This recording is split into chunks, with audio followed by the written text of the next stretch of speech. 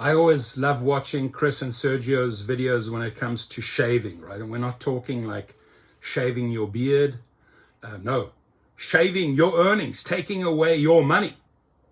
Busted for shaving in Washington State, where 15,000 drivers are going to get $200,000 by catching Lyft shaving only 0.0025 per minute and per mile off the rides over just a few months. This is quarter of a penny. This is quarter of a penny. Quarter of a penny, 15,000 drivers over a few months, $200,000. Do the math. When you start calculating that out, city by city, state by state, country by country, their shaving cream, their shavers, their Gillette shavers make them a fortune.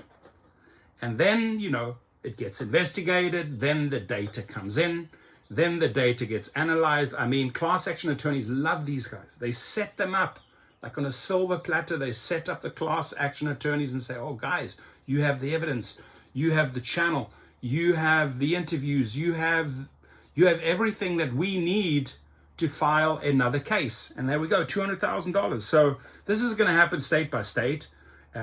My guess is, where's Tony West? He suddenly disappeared, right? He suddenly, miraculously disappeared. They have done so much bullshit, so much corruption, so much theft in your face. And it takes just a couple of YouTubers and smart people to figure their shit out, expose them, and then they get sued again and again and again and again and again. 15,000 drivers. That's not the 6 or so million drivers. What happens if it's not just a quarter of a penny, but it actually adds up to a nickel, to a dime, to a dollar? That's a shit ton of money that they could be shaving off. A shit ton of money.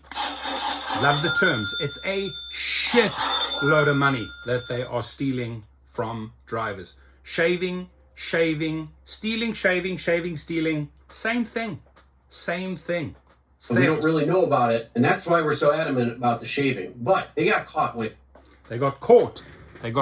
They constantly get caught because there are smart drivers out there collecting the data. Hey, my math doesn't add up.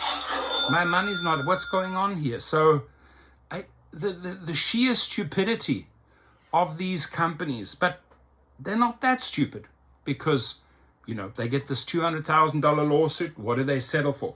30, 40,000? They've made 160,000. This is how these guys roll.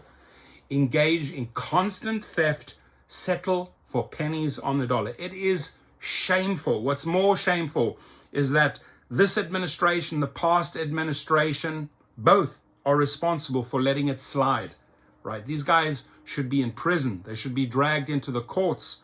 Past regime, current regime should have held them accountable. Nothing. It's a free carte blanche ticket to do what they want. And it's terrible. It's costing us money.